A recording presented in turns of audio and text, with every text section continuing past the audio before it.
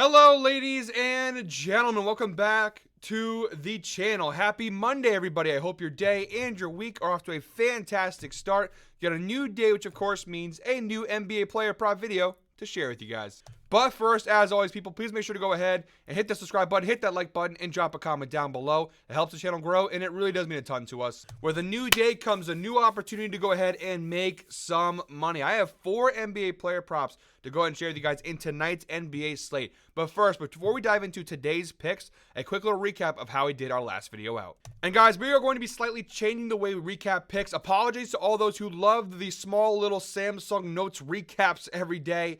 Those are going out the wayside, and now we have a new format. If you guys didn't notice through the pinned comments and stuff like that, Ev, Trey, everybody, we've been updating the Guy Boston Sports website daily now. We put all of our plays in these blog posts, individual blog posts, for each and every video. So this is the video from Saturday, the NBA player props 12-14-2024.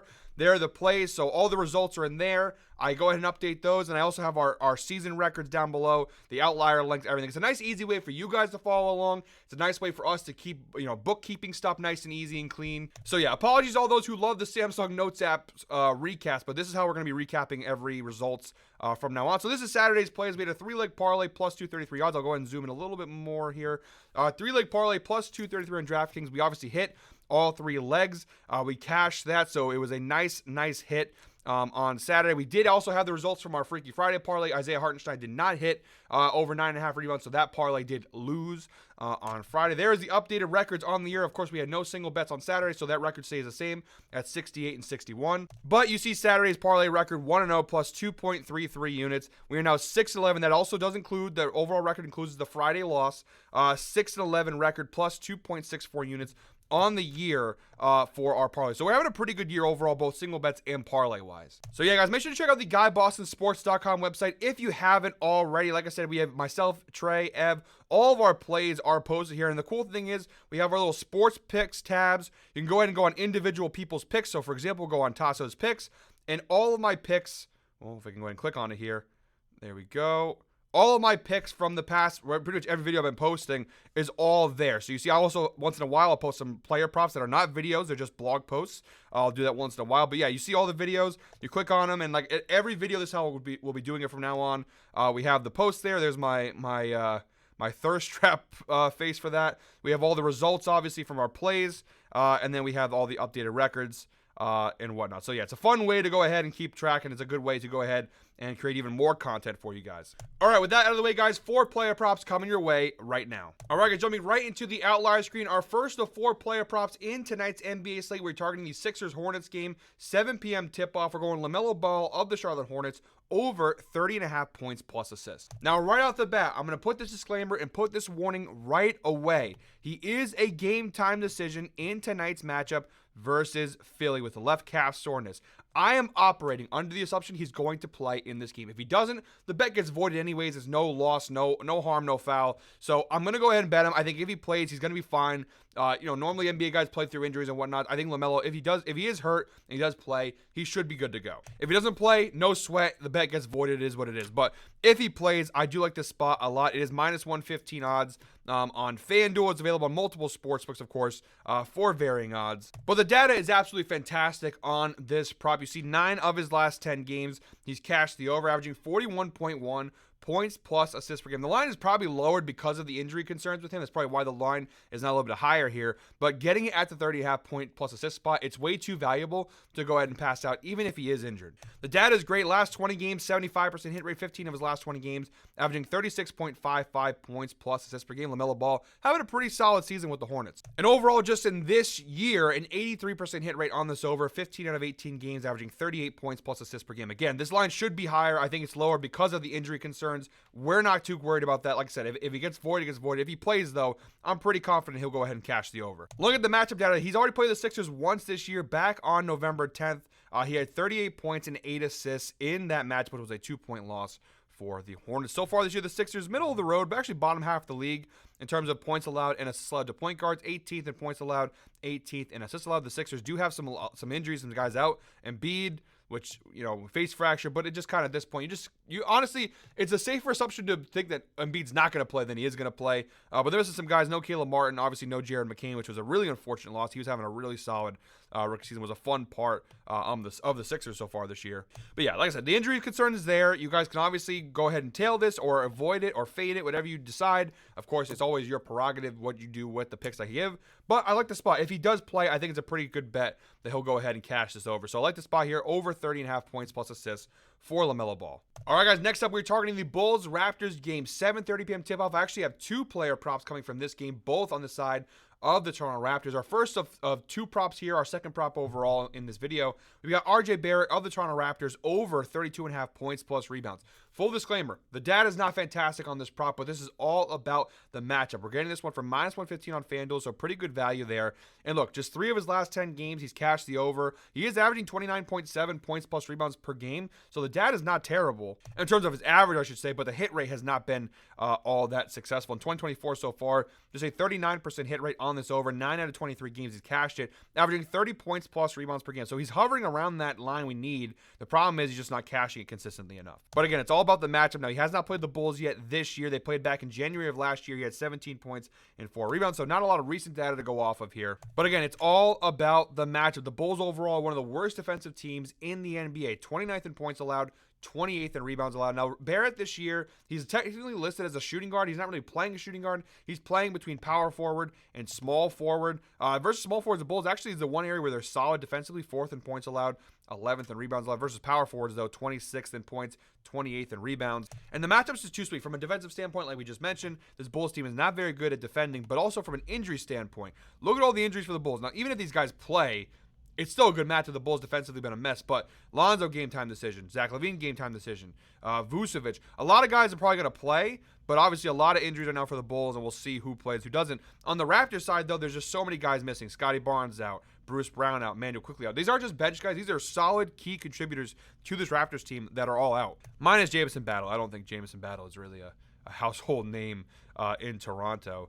But look at the usage rate for RJ Barrett this year. We'll go ahead and put it without these players out. So we'll say no Bruce Brown. This is a filter we'll use with Outlier. We'll say no Bruce Brown. Whoops.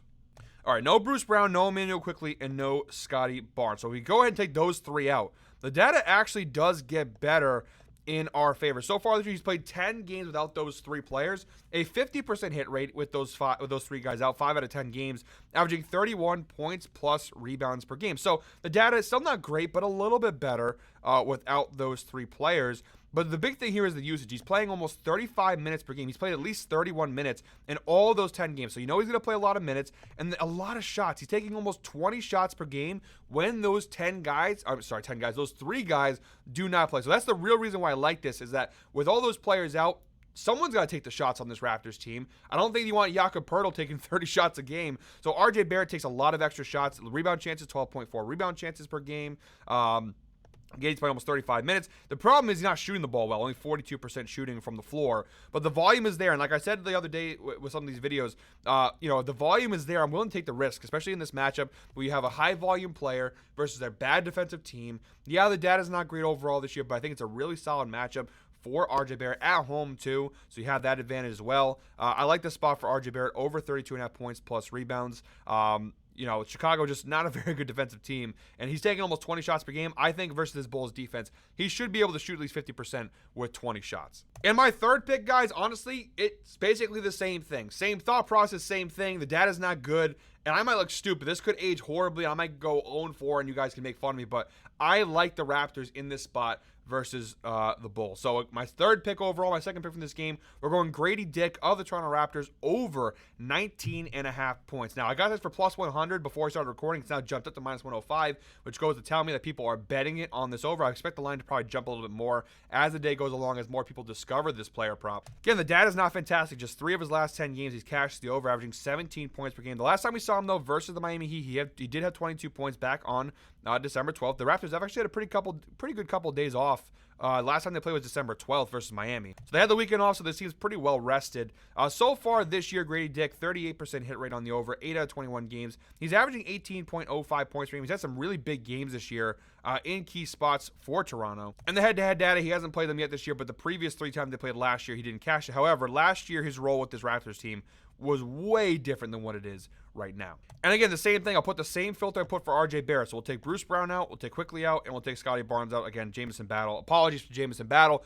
I don't think you're as much of a factor that I have to put you in this data range. So apologies for that. But again, like the RJ Barrett prop, the data gets better when those 3 guys don't play. You see a 60% hit rate on the year for Grady Dick when those 3 guys are out. He's averaging 21 points per game, so his average goes up. The cash rate goes up. Some of his best games of his career have happened when these guys are out. And just like with RJ Barrett, the data, the usage rate goes significantly higher. He's playing 34 minutes per game when those guys don't play. He's taking about 16.7 shots per game.